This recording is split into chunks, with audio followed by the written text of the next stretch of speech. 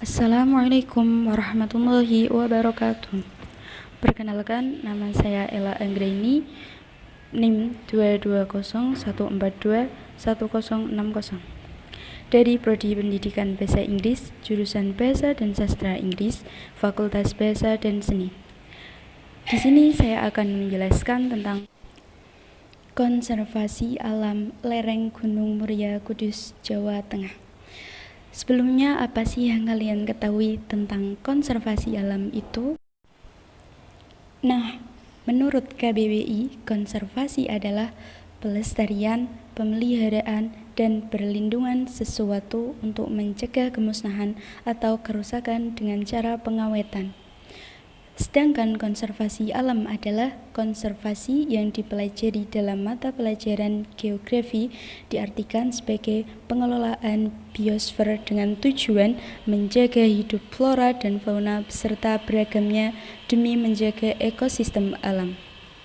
Dan berdasarkan UU nomor 5 tahun 1990 tentang konservasi sumber daya alam hayati dan ekosistemnya, pengertian konservasi sumber daya alam hayati adalah pengelolaan sumber daya alam hayati yang pemanfaatannya dilakukan secara bijaksana untuk menjamin kesinambungan persediaannya dengan tetap memelihara dan meningkatkan kualitas keanekaragaman dan nilainya.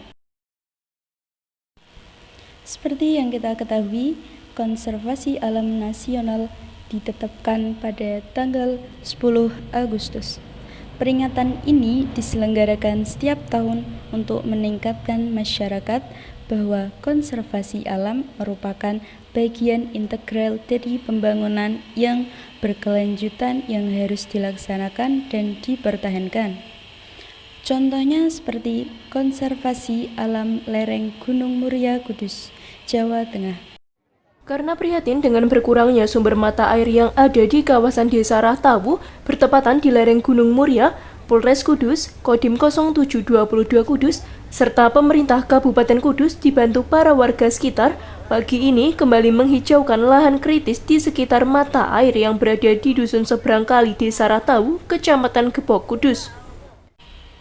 Lokasi penanaman tersebar di 3 desa, yakni di Desa Rahtawu ditanam sebanyak 1.500 bibit pohon, Desa Kambangan ditanam 3.950 bibit pohon, dan Desa Ternadi ditanam 1.988 bibit pohon.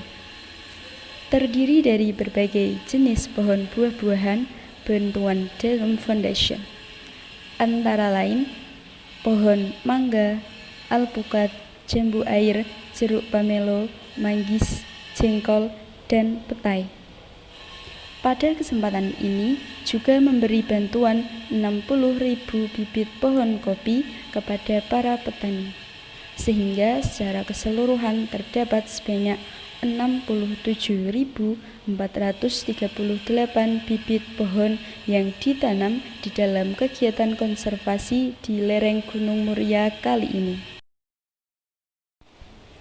Vice President Director Djerum Foundation FX Supanji mengatakan, Gunung Muria merupakan fondasi alam yang penting dalam kehidupan masyarakat Jawa Tengah, khususnya di 3 kabupaten, yaitu Kudus, Pati, dan Jepara. Selama ratusan tahun, Gunung Muria menjadi tempat mencari nafkah dengan bercocok tanam. Kawasan Gunung Muria ini bahkan telah berkembang menjadi situs wisata alam yang ikut menggerakkan roda ekonomi. Inilah yang menggerakkan Djerum Foundation melalui program Djerum Trees for Life dalam melakukan konservasi lereng Gunung Muria yang dimulai sejak tahun 2006. Gunung Muria ini adalah sumber kehidupan dan penghidupan yang sangat penting bagi masyarakat yang tinggal di sekitar lerengnya. Oleh karena itu, penting bagi kita untuk betul-betul menjaga kelestariannya. Melalui penanaman ini, Djerum Foundation mengajak seluruh masyarakat untuk bersama-sama menghijaukan lereng Gunung Muria.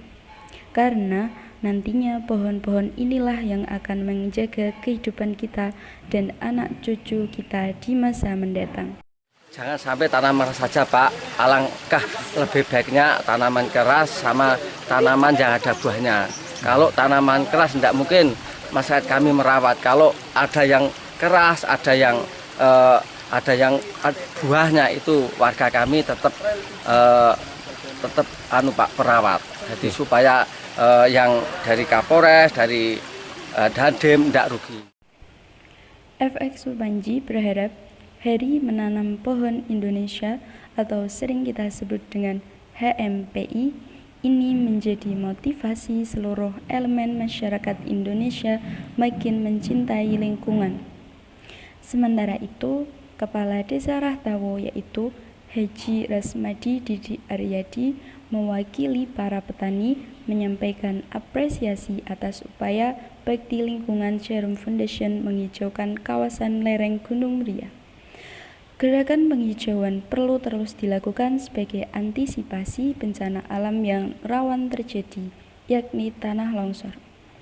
Penanaman tersebut diharapkan turut memberikan edukasi khususnya kepada generasi muda ikut menyayangi bumi dan mencegah tindakan yang menimbulkan kerusakan alam.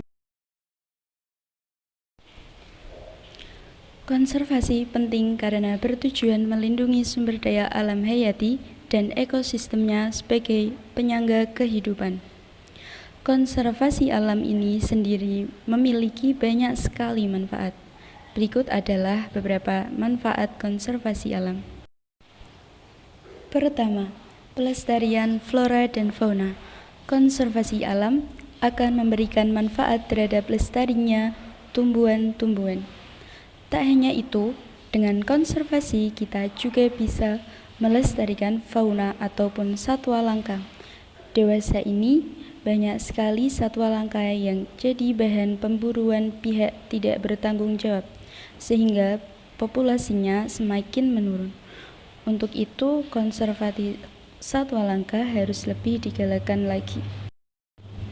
Yang kedua, meningkatkan keragaman konservasi. Dengan melakukan berbagai macam konservasi, maka kita dapat meningkatkan keragaman konservasi itu sendiri. Namun, kita harus tetap menjaga konservasi yang lain. Tidak perlu kita merusak satu ragam konservasi hanya untuk melakukan konservasi lainnya. Yang ketiga, meningkatkan produksi sumber makanan. Tak hanya bermanfaat untuk melestarikan flora dan fauna yang telah punah, dengan adanya konservasi, kita juga bisa mengimbangi bahan pangan dengan laju pertumbuhan.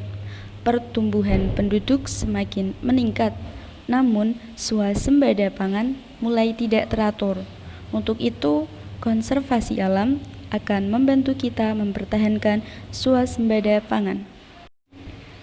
Manfaat-manfaat di atas tidak bisa kita dapatkan jika kita hanya diam dan menunggu.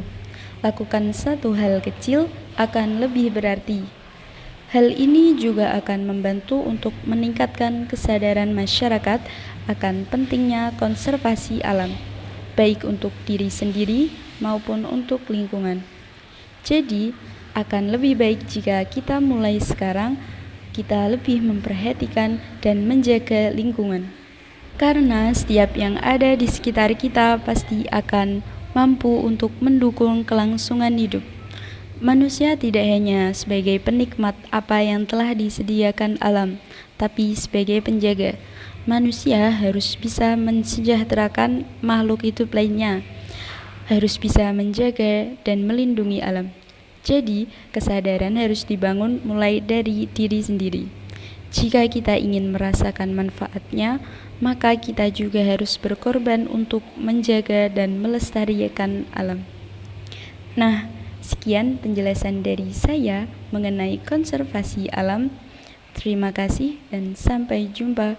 Wassalamualaikum warahmatullahi wabarakatuh.